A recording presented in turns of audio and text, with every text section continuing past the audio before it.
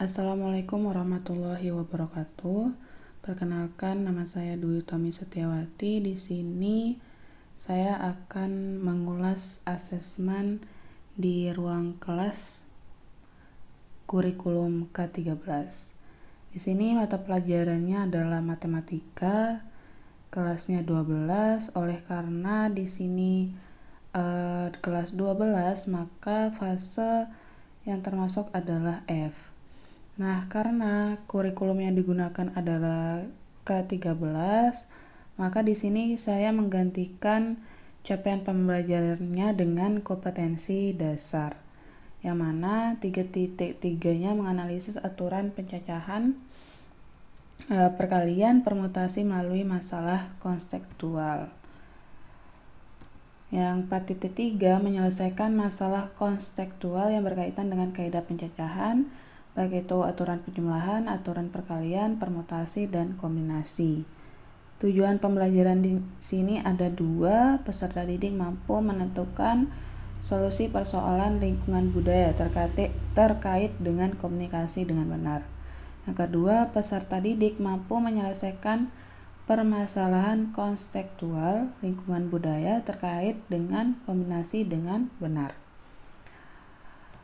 Nah, materi ajar yang di sini adalah kombinasi. Kemudian jenis asesmen yang dipilih adalah formatif, dengan kata lain asesmen yang terjadi saat proses pembelajaran. Adapun bentuk asesmen yang digunakan adalah unjuk kerja. Di sini langsung saja ke bagian yang pertama adalah bagaimana dalam asesmen tersebut yang menunjukkan kesesuaian dengan tahapan perkembangan peserta didik. Baik, di sini dalam rancangan modul ajar saya menelaah bagian asesmen yang menunjukkan tahapan peserta didik. Sebelum ke bagian formatifnya, perlu ditekankan lagi bahwa akan dilaksanakan suatu tes terlebih dahulu di awal proses pembelajaran yang dinamakan dengan asesmen diagnostik. Nah, tujuan pemberian asesmen diagnostiknya ini sendiri adalah untuk mengukur seberapa jauh pemahaman dari peserta didik mengenai materi yang akan diajarkan. Sehingga nanti gurunya mampu menyiapkan rancangan pembelajaran yang sesuai dengan peserta didik dan kebutuhan peserta didiknya nanti di dalam kelas. Setelah itu barulah bisa beralih ke asesmen formatif. Nah, diingat kembali bahwa setelah proses asesmen diagnostiknya itu nanti guru dapat mengelompokkan peserta didiknya itu berdasarkan kemampuannya ataupun berdasarkan perkembangan peserta didik. Oke, lanjut ke bagian asesmen formatifnya sendiri, yaitu asesmen yang dilaksanakan saat proses pembelajaran. Dalam hal ini, bentuk asesmen yang dilaksanakan itu melalui observasi. Nah, observasi yang dilakukan adalah langsung, yang menggunakan lembar pengamatan sikap dan keterampilan siswa. Oleh karena di modul ajar yang dipakai adalah menggunakan metode based learning, maka di situ terjadi proses diskusi. Nah, dari sikapnya dalam mendiskusikan materi yang akan dibahas serta keterampilan dalam menyelesaikan suatu permasalahan yang diberikan oleh gurunya nanti melalui LKPD, itu yang menjadi tolak ukurnya. Namun di sini untuk indikator yang penilaian yang diberikan itu masih kurang. Nah, oke, lanjut ke bagian kedua, bagaimana dalam asesmen tersebut menunjukkan kesesuaian dengan perlunya mempertimbangkan aspek lingkungan budaya dan karakteristik peserta didik. Dalam rancangan ini, saya menunjukkan beberapa bagian yang mendukung dalam mempertimbangkan aspek lingkungan budaya. Yang pertama, tujuan pembelajaran yang diberikan mencakup pemahaman peserta didik dalam menyelesaikan permasalahan yang berkaitan dengan lingkungan budaya menggunakan konsep kombinasi.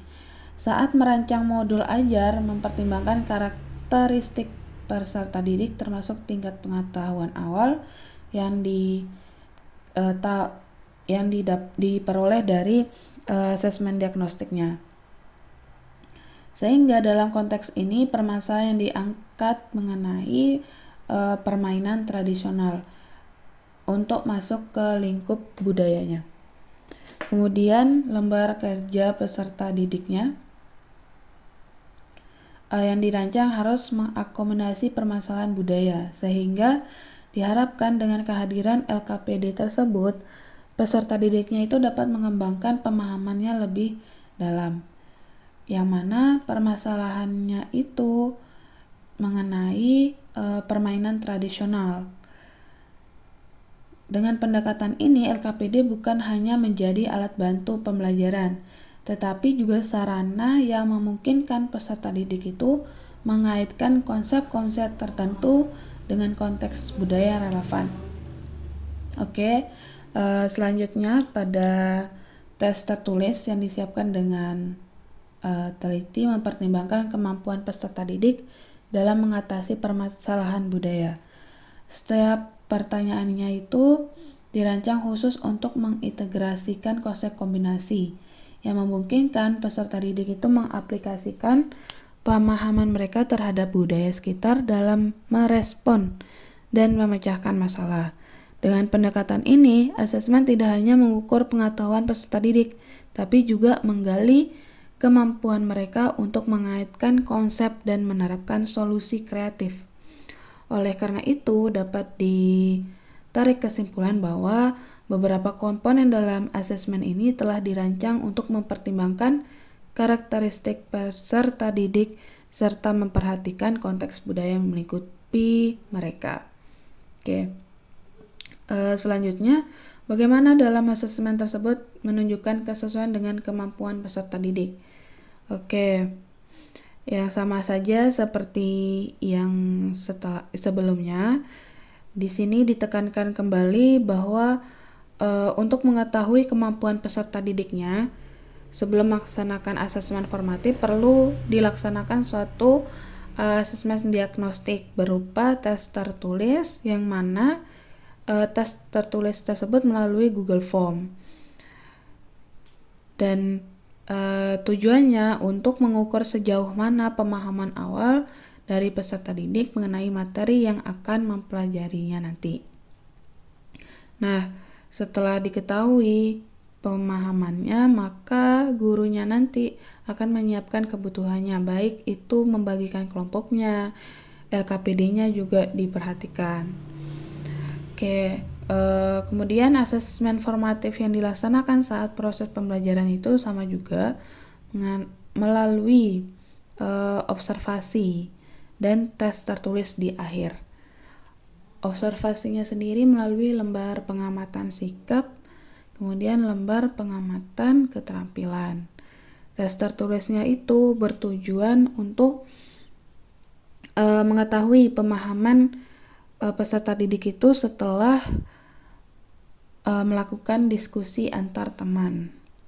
Oke, selanjutnya bagaimana dari asesmen tersebut menunjukkan bahwa kesesuaian memberikan ruang bagi peserta didik. Nah, di sini telah dijelaskan lagi bahwa metode yang digunakan dalam modul ajar yaitu menggunakan PBL.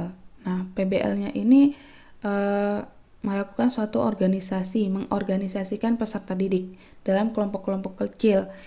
Nah, di dalam kelompok-kelompok kecil itu, guru memberikan ruang untuk melakukan suatu diskusi, mengeluarkan pendapat, atau bahkan nanti saat presentasi temannya perlu adanya proses tanya jawab, ataupun teman-teman kelompok lainnya yang tidak presentasi itu juga memberikan tanggapan, yang baik. Nah, di sini kurangnya dalam pelaksanaannya itu kurang dalam pedoman penilaiannya.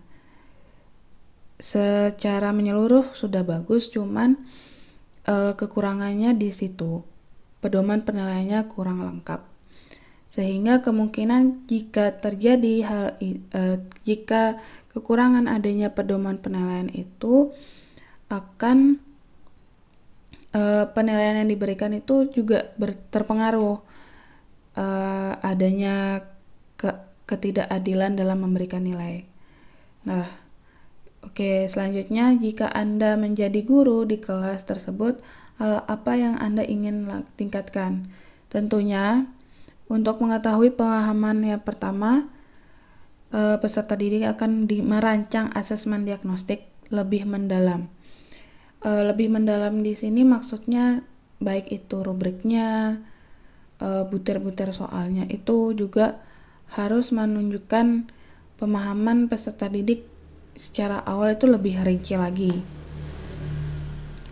Nah, kedua, saya juga akan berusaha mengaitkan lingkungan yang ada di sekitar itu dengan materi yang akan diajarkan. Hal ini bertujuan agar peserta didiknya itu dapat belajar dengan maksimal dengan melihat lingkungan sekitarnya.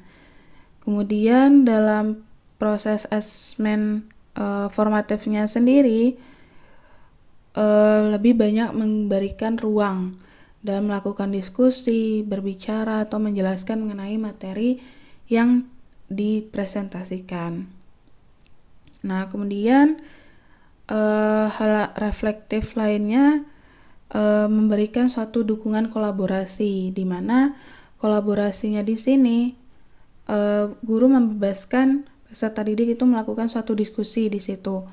Kemudian guru pun akan dengan sigap memberikan arahan jika peserta didiknya itu mengalami kesulitan.